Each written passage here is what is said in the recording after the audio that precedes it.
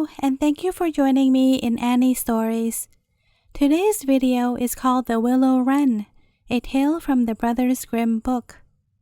Let's enjoy this very short tale together. The Willow Wren. In days gone by, every sound had its meaning and application. When the smith's hammer resounded, it cried, "Strike away, strike away." When the carpenter's plane grated, it said, "Here goes, here goes."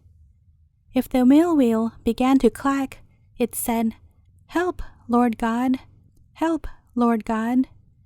And if the miller was a cheat and happened to leave the mill, it spoke High German, and first asked slowly, "Who is there? Who is there?" and then answered quickly, "The miller, the miller," and at last quite in a hurry, "He steals bravely, he steals bravely, 3 pecks in a bushel." At this time, the birds also had their own language, which everyone understood. Now it only sounds like chirping, screeching, and whistling, and to some, like music without words. It came into the birds' minds, however, that they would no longer be without a ruler, and would choose one of themselves to be their king. One alone among them, the green plover, was opposed to this. He had lived free and would die free, and anxiously flying hither and thither, he cried, "Where shall I go? Where shall I go?"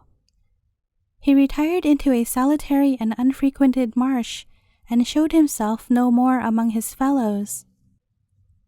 The birds now wished to discuss the matter, and on a fine May morning, they all gathered together from the woods and fields. Eagles and chaffinches, owls and crows, larks and sparrows, how can I name them all? Even the cuckoo came, and the hoopoe, his clerk, who is so called because he is always heard a few days before him, and a very small bird, which as yet had no name, mingled with the band. The hen, which by some accident had heard nothing of the whole matter, was astonished at the great assemblage. What is going to be done?" she cackled, but the cock calmed his beloved hen, and said, "Only rich people," and told her what they had on hand. It was decided, however, that the one who could fly the highest should be king. A tree frog, which was sitting among the bushes, when he heard that, cried a warning, "No, no, no, no," because he thought that many tears would be shed because of this. But the crow said, "Caw, caw," and that all would pass off peaceably. It was now determined that on this fine morning they should at once begin to ascend, so that hereafter no one should be able to say, "I could easily have flown much higher, but the evening came on, and I could do no more." On a given signal, therefore, the whole troop rose up in the air.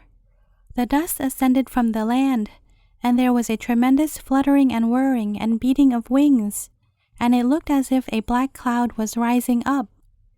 The little birds were, however, soon left behind. They could go no farther, and fell back to the ground. The larger birds held out longer, but none could equal the eagle, who mounted so high that he could have picked the eyes out of the sun. When he saw that the others could not get up to him, he thought, "Why should I fly still higher? I am the king." And he began to let himself down again. The birds beneath him at once cried, "You must be our king. No one has flown so high." "Except me," screamed the little fellow without a name, who had crept into the breast feathers of the eagle, and as he was not at all tired, he rose up and mounted so high that he reached heaven itself. When, however, he had gone as far as this, he folded his wings together and called down with clear and penetrating voice, "I am king, I am king." "You are king?" cried the birds angrily. "You have compassed it by trick and cunning." So they made another condition. He should be king who could go down lowest in the ground. How the goose did flap about with its broad breast when it was once more on the land. How quickly the cock scratched a hole! The duck came off the worst of all, for she leapt into a ditch, but sprained her legs, and waddled away to a neighboring pond, crying, "Cheating! Cheating!" The little bird without a name, however, sought out a mouse hole, slipped down into it, and cried out of it with his small voice, "I am king! I am king!" "You are king?" cried the birds, still more angrily. "Do you think your cunning shall prevail?" They determined to keep him a prisoner in the hole and starve him out. The owl was placed as sentinel in front of it, and was not to let the rascal out if she had any value for her life. When evening was come, all the birds were feeling very tired after exerting their wings so much, so they went to bed with their wives and children. The owl alone remained standing by the mouse hole, gazing steadfastly into it with her great eyes. In the meantime, she too had grown tired and thought to herself, "You might certainly shut one eye. You will still watch with the other, and the little miscreant shall not come out of his hole." So she shut one eye, and with the other looked straight at the mouse hole. The little fellow put his head out and peeped, and wanted to slip away, but the owl came forward immediately, and he drew his head back again. Then the owl opened the one eye again, and shut the other, intending to shut them in turn all through the night. But when she next shut the one eye, she forgot to open the other, and as soon as both her eyes were shut, she fell asleep. The little fellow soon observed that and slipped away. From that day forth, the owl has never dared to show herself by daylight, for if she does, the other birds chase her and pluck her feathers out. She only flies out by night, but hates and pursues mice because they make such ugly holes. The little bird, too, is very unwilling to let himself be seen, because he is afraid it will cost him his life if he is caught.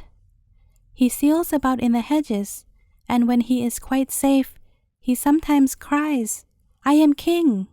And for this reason, the other birds call him in mockery, "King of the Hedges."